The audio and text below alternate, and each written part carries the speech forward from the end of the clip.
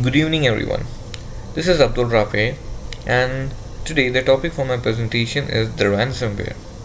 So, why exactly did I choose this topic for my presentation? As we know that on 12th May, right after the finals week, the world had faced a huge ransomware attack, which was termed as the WannaCry, and that was the point when I felt like I should dig deep into it, and I should do a research on it and know exactly what kind of attack it was and what kind of attacks that the world has faced in previously, and how does WannaCry makes itself different from the other attacks. So today we are going to go through some of the concepts of the ransomware and few of the attacks that the world has faced, the huge attacks that are recorded in the history books, and also few measures that can be taken by a person who is a victim to ransomware attack. So what exactly is the ransomware? Ransomware is a kind of malicious software, or you could say a virus, which uses the concept of cryptovirology, and the function is that it blocks the access to the victim's data or threatens to publish it until a certain amount of ransom is paid to the attacker. So you are unable to access your data, then your files are corrupted, your data is corrupted, and you would only be able to access your data once you pay a certain amount of ransom to the attacker, as it is being displayed in the virus. Any action is possible once a device or a system is being compromised, and there is no guarantee that you would get your data back or you would be able to have an access to your data, since this is a malicious software, and this is basically a kind of intrusion into your files, and there is surely no guarantee that you would get your data back after you pay a certain amount of money to them, and as a ransom. The ransomware is a denial of access attack that prevents computer users from accessing the files. There is highly likely chances that this virus can corrupt all the files in your computer, in your hard disk, as well as the whole hard drive. The tracing of the data is so difficult, since the files cannot be traced without the decryption key. The ransomware attacks are typically carried out using a Trojan. While doing a survey and while doing research, it is been seen that in Russia the use of ransomware scams has grown internationally.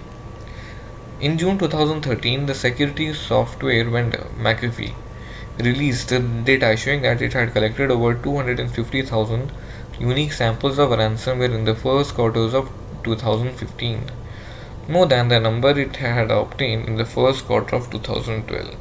So, what we know, the ransomware is being hugely spread in the world, and it has been increasingly spreading and spreading and throughout the world, basically in Russia than any other country in the world. So how exactly is this ransomware concept works?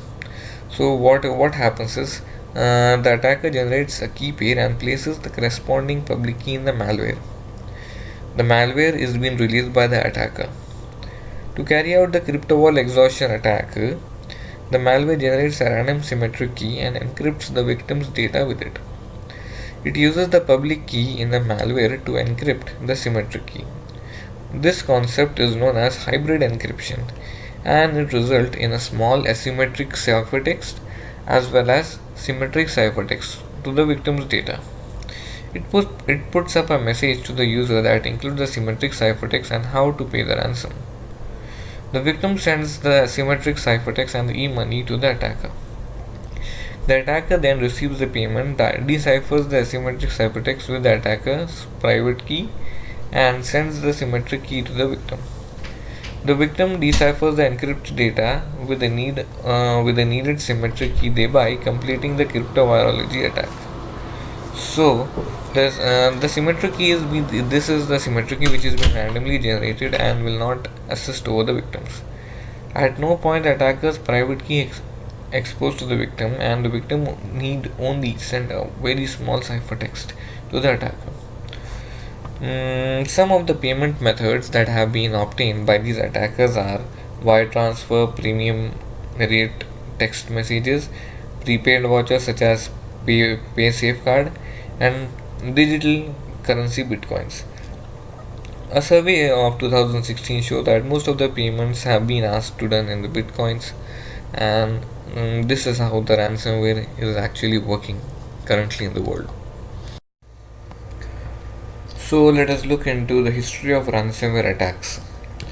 The ransomware has been prominent threat to the enterprise. In 2015, the IC3 got 2453 ransomware protests that caused casualties over 1.6 million. In fact, there were more than 7,600 ransomware attacks reported to the Internet Crime Complaint Center, which is termed as IC3, between 2005 and March of the last year, outnumbering the just over 6,000 data breaches reported during the same period. In 2015, IC3 received, as I already said, 2453 ransomware protests that caused casualties over $1.6 million. While it will maintain a prominence as one of the biggest attacks since 2005, the first ransomware attack occurred much earlier. According to the Becker Hospital Review, the first known ransomware attack occurred in 1989 and targeted the healthcare industry. 28 years later, the healthcare industry remains a top target of the ransomware attacks.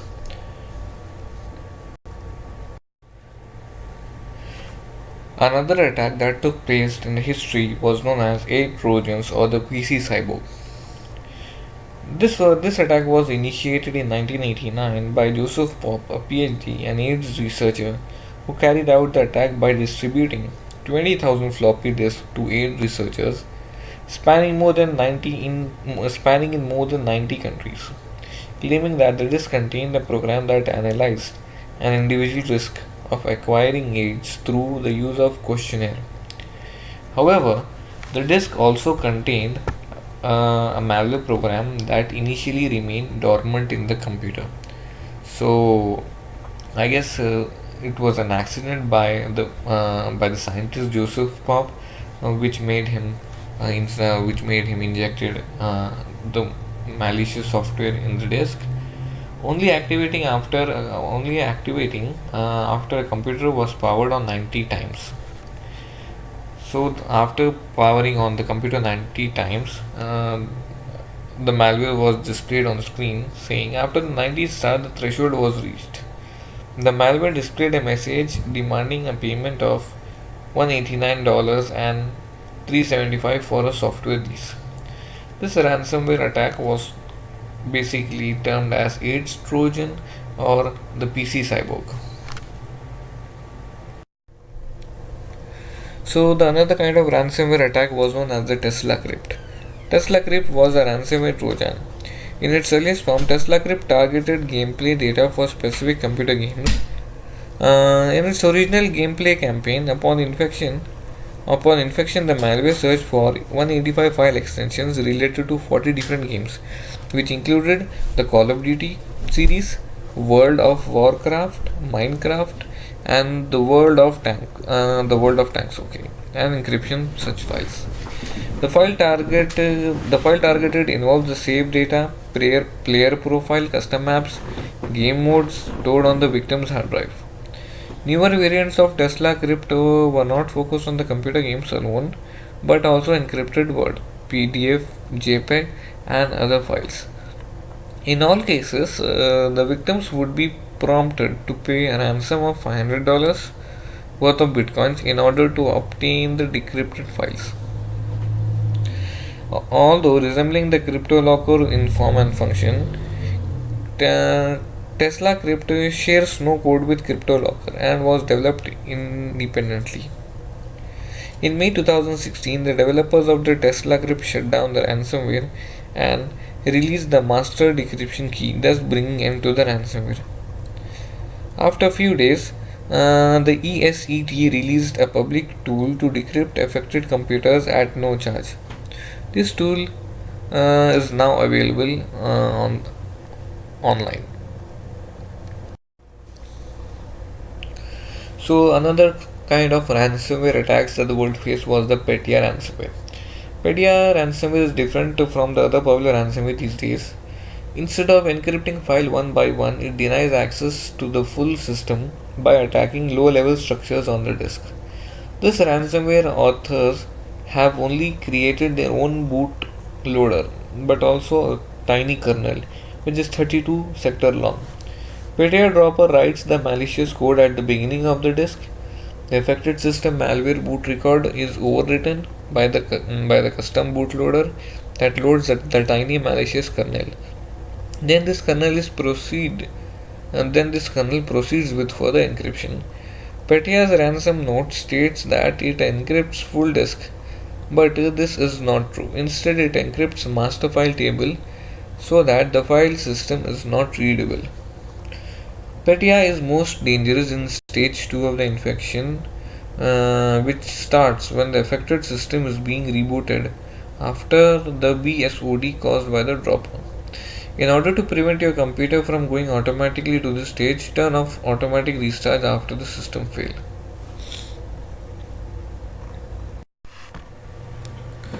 So another type of ransomware attack was known as WannaCry that occurred right after the finals week on 12th May. So what is WannaCry ransomware?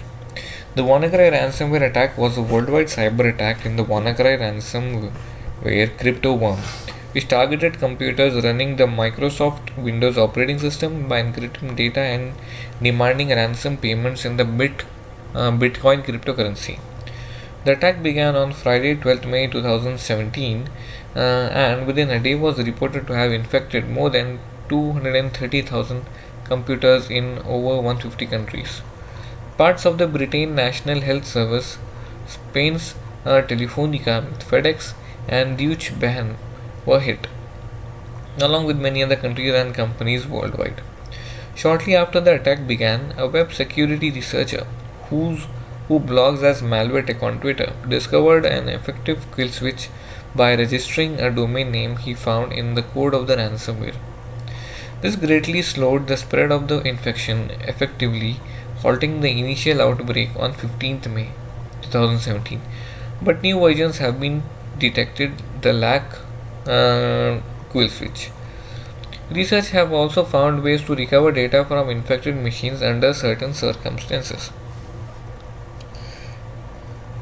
Within 4 days of the initial outbreak, security experts were saying that most of the organizations has applied updates and that new infections had slowed to its trickle. On May 12, 2017, WannaCry began affecting computers worldwide. The initial infection was likely through an exposed vulnerable SMB port rather than the email phishing as initially assumed. It was done in Asia at the morning 7:44 a.m. UTC.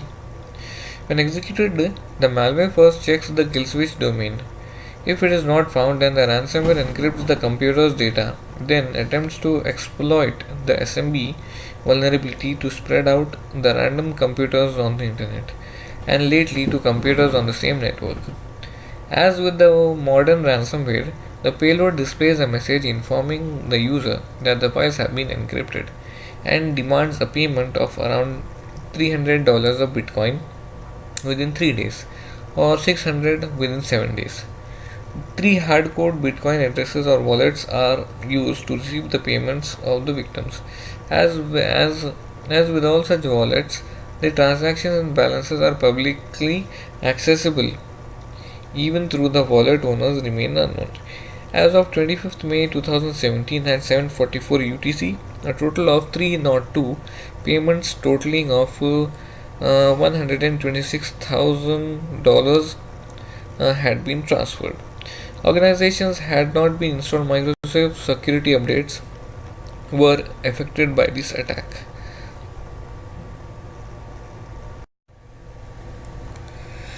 Now let us look at some of the ways through which you can tackle the ransomware attacks. The first thing that could be done is to have a progressive mode supply of the support status for each one of your workstations, including your recovery point objective.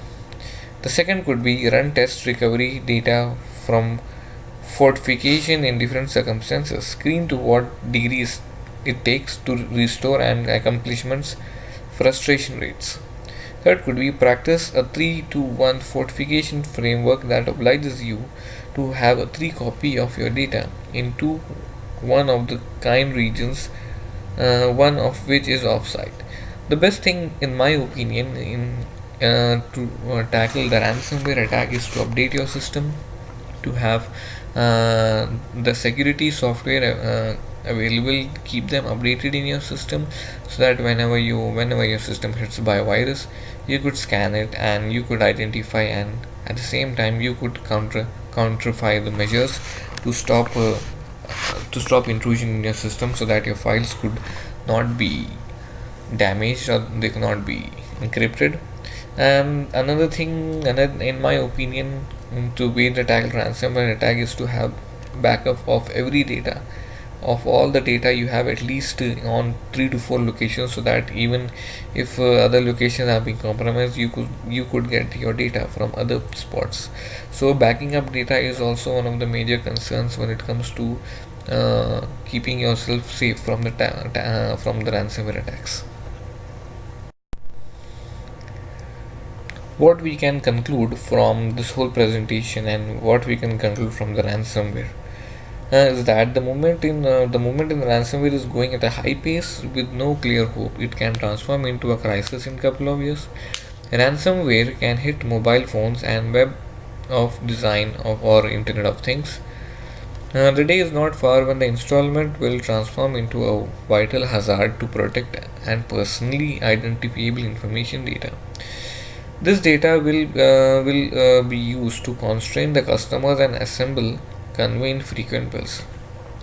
The way I see it, the ransomwares are high in attacks, and people should be aware of all the security measures, and they should be aware of all the security softwares, so that they could get them installed on their computers, and they should basically keep themselves updated on what kind of ransomware attacks have been happening, and what are the countermeasures that they could take in order to protect their data, protect their system from being compromised.